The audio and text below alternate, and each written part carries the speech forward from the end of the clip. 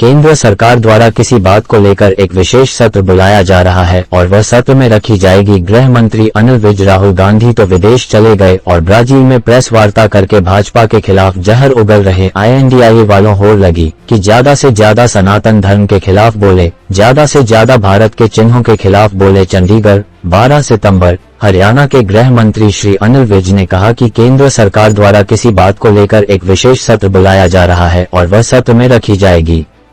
उन्होंने कहा कि जो स्वीकृत होगी तो वह लागू कर दी जाएगी। श्री विज आज अंबाला में पत्रकारों द्वारा कांग्रेस नेत्री कुमारी शैलजा के एक देश एक चुनाव के मुद्दे पर दिए बयान के संबंध में पूछे गए सवाल का जवाब दे रहे थे। रॉबर्ट वाड्रा के G20 को लेकर दिए बयान पर पलटवार करते हुए गृहमंत्री अनिल विज ने कहा कि राहुल गांधी तो विदेश चले गए और ब्राजील में प्रेस वार्ता करके भाजपा के खिलाफ जहर उगल रहे हैं। वे ये कहां से सीखते हैं?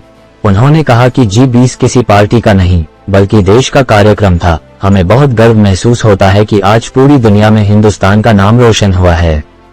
उन्होंने कहा कि हर व्यक्ति को हिंदुस्तान के बारे में पता लगा है और G20 सम्मेलन में हमने हिंदुस्तान के बारे में दर्शाया है, हमारी संस्कृति के बारे में भी दर्शाया था। वहीं महाराष्ट्र के पूर्व CM उद्धव ठाकरे के बयान की राम मंदिर का उद्घाटन के बाद वापस जाते वक्त गोधरा कांड जैसा कुछ हो सकता है, इसे लेकर गृह मंत्री अनिल विज ने कहा कि यह वही शिवसेना है। इनके पिता ने जब मंदिर की जगह पर बना ढांचा टूटा था उस वक्त कहा था कि यह शिव सैनिकों ने तोड़ा है और जब से ये INDIA में शामिल हुए हैं तब से इनमें होड़ लग गई है कि ज्यादा सनातन धर्म के खिलाफ बोले, ज्यादा से ज्यादा भारत के चिन्हों के खिलाफ बोले।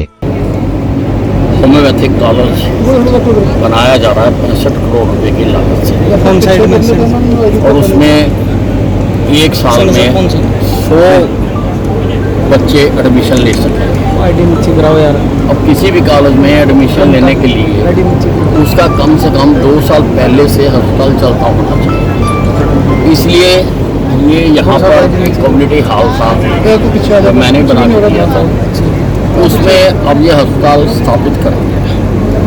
इससे सारे मालाकंड को भी और इस क्षेत्र के लोगों को भी इसमें बहुत फायदा होगा क्योंकि सारी सुविधाएं हमने यहाँ पर दी है। ये 20 बेड का अस्पताल है, 2 प्राइवेट रूम्स भी हैं, डिलीवरी रूम भी है, यहाँ पर डिलीवरियाँ भी कराई जाएंगी, माइनर OT भी है इसमें। अब होम्योपैथी काफ़ी एडवांस होगी, वो भी यहाँ पर है। एक्सरे की मशीन इसमें लगने जा रही है और अल्ट्रासाउंड की मशीन लगने जा रही है। तो यहाँ पर एक बहुत बड़ी ये लोगों को आसपास के लोगों को बहुत बड़ा फायदा होगा। पहले 15 लाख और अब 1 नेशन 1 इलेक्शन। पहले 15 लाख रुपए का जुमला दिया और अब 1 इलेक्शन 1 नेशन का जुमला दिया है बीजेपी ने। देखिए अभी तो ये सारी बातें जो हैं अब ये कहाँ से आ रही हैं मुझे मालूम नहीं है। एक विशेष सत्र जरूर बुलाया जा रहा है जो कि संवैधानिक है, कोई भी बुला सकता है और अगर कोई बात होगी तो वहाँ पर सबके सामने रखी जाएगी, सारे स्वीकृत करेंगे तो वो चीज़ें लागू हो जाएंगी। सर G20 की सफलता पर रॉबर्ट वाड्रा ने कहा है कि मोदी सरकार ने कांग्रेस गांधी परिवार से सीखा है। राहुल गांधी तो भाग्यवान और ब्रसल में वो प्रेस वार्ता करके और बीजेपी के खिलाफ विश्व बोल रहे हैं, तो ये कहाँ से सीखा है? वो कहते हैं मैंने गीता पढ़ी है, ये गीता के कौन से अध्याय में लिखा हुआ है कि अपने ही देश को ये फंक्शन जो था ये किसी पार्टी का नहीं था, ये देश का फंक्शन था। और इतना सीना चौड़ा हुआ है, इतना गर्व होता है कि विश्व के बड़े बड़े नेता आकर उसमें शामिल हुए। सारे संसार को हिंदुस्तान की पहचान हो गई कि पहले तो पता नहीं क्या क्या धारणाएं बना रखी थी हिंदुस्तान के बारे में, लेकिन अब वहाँ पर हिंदुस्तान की जो छवि दिखाई गई है और जो हमारी जो पुरातन सभ्यता के जो निशान हैं जितने वहाँ दिखाए जा सकते थे, जहाँ जिनका वर्णन किया जा सकता था वो वहाँ पर वर्णन किया। वहाँ पर अशोका की लाट का वर्णन किया गया जिसमें संदेश दिया गया है कि राजा को अपनी प्रजा का ध्यान रखना चाहिए।